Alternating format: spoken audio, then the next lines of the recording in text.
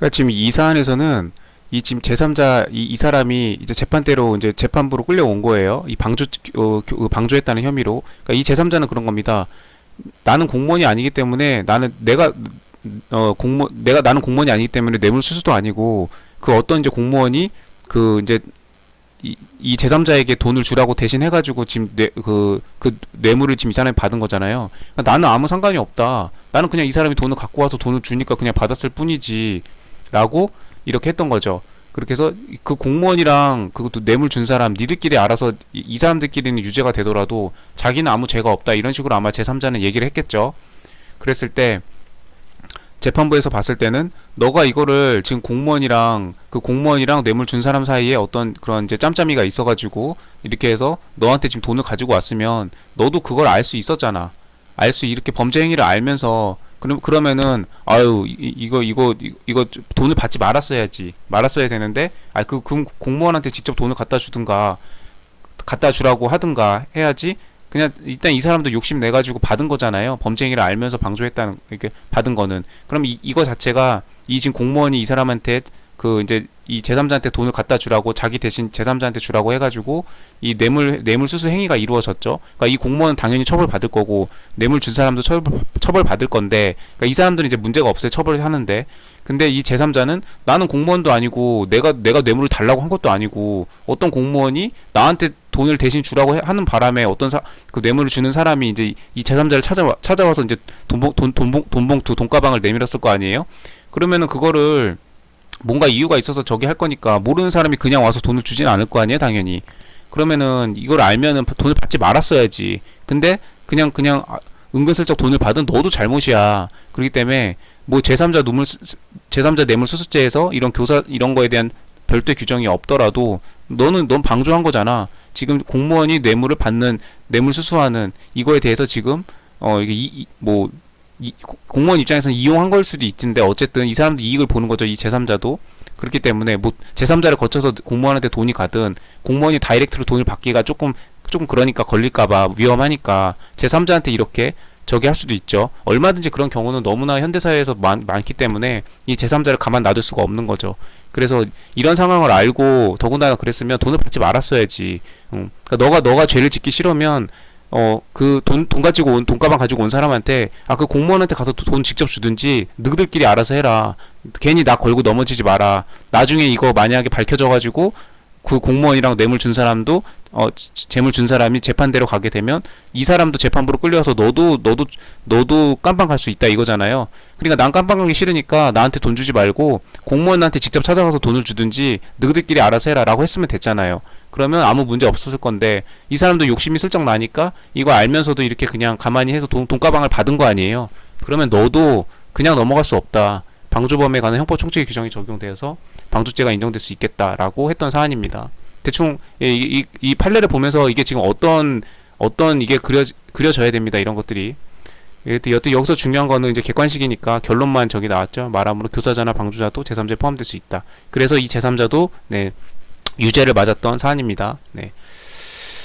뭐 깜빵을 갔든지 벌금을 냈든지 뭐 했겠죠. 이제 그건 이제 적이니까 그런 건 중요한 게 아니고. 그 다음에 이제 4번 판례. 이거는 타인을 공갈하여 이렇게 했을 때 이게 직무집행에 의사가 있어야 뇌물이잖아요. 공무원이 직무집행과 관련해가지고 뇌물을 받고 그 다음에 뇌물을 준 사람도 그 직무집행과 관련이 있는 사람, 직무집행에 관련이 없는 사람한테 뇌물을 왜 줘요? 아무 상관없는 사람인데 내가 지금 무슨 일을 해야 되는데 그 공무원이 허가를 해줘야 되니까, 공무원이 눈 감아줘야 되니까 그거에 대해서 뇌물을 주는 거잖아요. 그랬을 때 양쪽에 뇌물에 관련된 죄가 성립하는 거고, 공무원이 직무집행에 의사 없이 이렇게 한 경우에는 이거는 공무원은 뇌물 수수리 아니고 이거는 공갈로 처벌하겠다. 그 다음에 그거에 대해서 돈을 준 사람도 그거는 뇌물 공여가 아니고 공갈죄의 그냥 피해자를 본 겁니다. 근데 이제 이거는 근데 원론을 설명하는 거고, 이 실제 판례에서는 이거는 그 공갈이 아니고 그냥 뇌물 공여로 봐서 둘 다 뇌물죄에 관련해가지고 공무원이랑 돈 준 사람 전부 다 처벌했던 사안입니다. 94년도 판례고요. 공무원이 직무집행에 의사 없이 대가적 관계 없이 그냥 타인을 공갈하여. 그러니까 쉽게 말해서 이런 거죠. 자기가 그 업무를 처리할 권한이 없는데 관련자가 아닌데 권한이 있는 것처럼 해가지고 나한테 돈 주면은 내가 저기 잘 처리되게끔 해줄게라고 그렇게 공갈 사기치는 거죠. 예, 거짓말 해가지고 돈을 받았어요. 그럼 이거는 이제 공갈죄가 된다는 얘기입니다. 이러한 경우 재물의 교부자가 이렇게 해가지고 제공한 것이라면 그거는 공갈죄 피해자일 뿐이고 뇌물공여죄는 성립될 수 없다. 근데 뇌물공여죄가 성립한다고 했으니까 이 뒷부분이 틀렸죠. 그래서 4번은 틀린 거였고, 여기서 그래서 이거는 지금 이 공갈죄가 성립됐던 사안이 아니에요. 이거는 내용을 좀 봐야 됩니다. 이것도 이게 보니까 세무공무원에게 세무조사라는 직무집행이 있었고, 세무공무원은 기본적으로 세무조사를 할 수 있죠. 이건 맞는데 과다 계상된 송금 항목에 대한 조사를 하지 않고 이를 묵인하는 조건으로. 이걸 왜 묵인을 하냐, 원래는 어떻게 써야 되냐면 송금이 과다 계상됐죠. 비용 손실 비용을 송금이라고 하는데, 이 송금이 과다 계상되면 비용 처리를 과다하게 했다는 얘기예요. 그러면은 법인세가 줄어들겠죠. 네, 세금이라는 거는 그 회사가 영업활동을 해서 이익을 창출하면 그 이익에서 비용들이 발생하죠. 사무실 임차료가 있고 직원들 월급도 줘야 돼요. 그 다음에 비품, 집기도 사야 되고, 그 다음에 업무하러 영업하러 나가면 출장비, 교통비도 들고, 기름값도 들고, 여러 가지 이 비용들이 듭니다. 이런 것들에 대해서 비용 처리를 하면 그 비용을 깎아주고 나머지 순이익에 대해서만 법인세 비율을 때려가지고 법인세를 과세를 하는데, 이 송금 항목을 과다하게 회계장부에다 잡게 되면은 비용이 높아지니까, 그러면은 이익은 동일하더라도 비용이 높아지면 그 과세 대상 금액이 줄어들죠. 그래서 법인세 세금을 조금만 낸 거예요. 그러면 그 다음 해에 세무공무원은 세무 조정을 해가지고 이 송금 항목들을 뺍니다. 그래서 이걸 송금 불산입한다고 하죠. 그렇게 해가지고 많이 비용 처리했던 걸 다 빼면, 그러면은 이익금 마이너스 비용 처리한 게 그 순이익이 늘어나겠죠. 그러면 그 늘어난 금액에 대해서는 법인세를 추가 과세를 해야 됩니다. 네, 이 정도는 상식으로 알고 있어야 돼요. 세법을 공부하지 않더라도. 근데 이제 그걸 묵인해줬다 이거예요. 그러면 송금 불산입을 해가지고 그거를 다음 연도에 그 추가적인 이익을 더 잡아서 그거에 대해서 법인세를 추가로 때려야 되는데, 그걸 안 하겠다는 얘기입니다. 묵인하는 조건으로. 그러니까 세무조사 안 하고 세무공무원이 그냥 넘어가 주겠다 이거예요. 다른 회사들은 다 이거 송금 불산입해서 다 이렇게 했을 건데, 원래대로 하자면은.